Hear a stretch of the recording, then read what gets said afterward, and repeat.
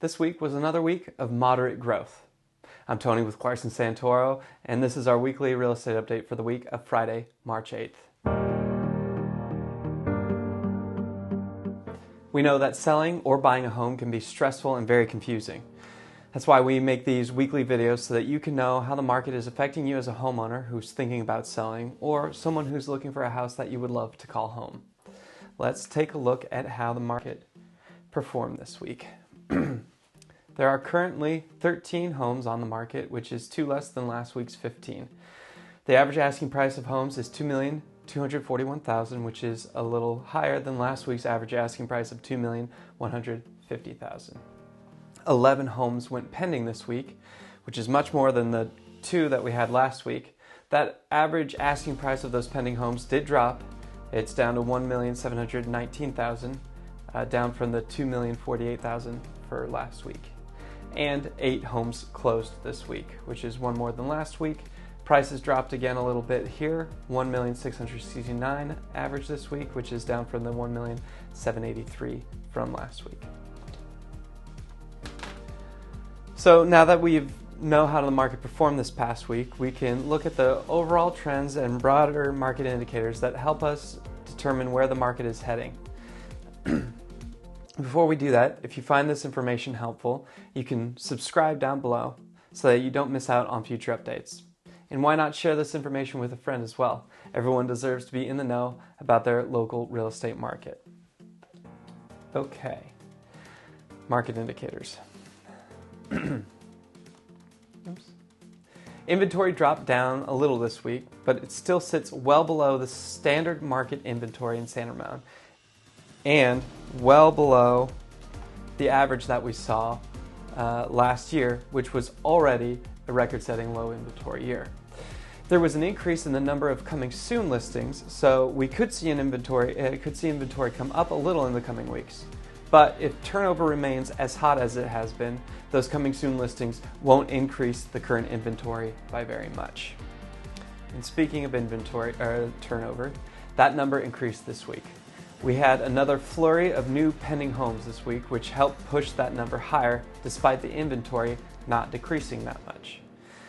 A 150% turnover rate is pretty typical in the early spring market, but it is a good sign that the market will continue to perform as we look ahead. The over-under price continues to perform well also, which isn't too much of a surprise considering the turnover rate. Homes are still closing on average about $90,000 over asking, which is more than 5% over the list price. Here we are up here. A majority of homes that are currently pending claim to have received multiple offers. So that over-under number will probably stay well over the list price for a while. The average sales price stayed pretty close to the same this past week. We used the 30-day rolling average to try and give a more consistent trend line, but with the low sales volumes, that line still can fluctuate pretty dramatically. Last Thursday, we were 40,000 below our current average, but last Friday, we were 30,000 above our current average. All that is to say, home values are holding steady, and with the trend line in a soft incline since the beginning of the year,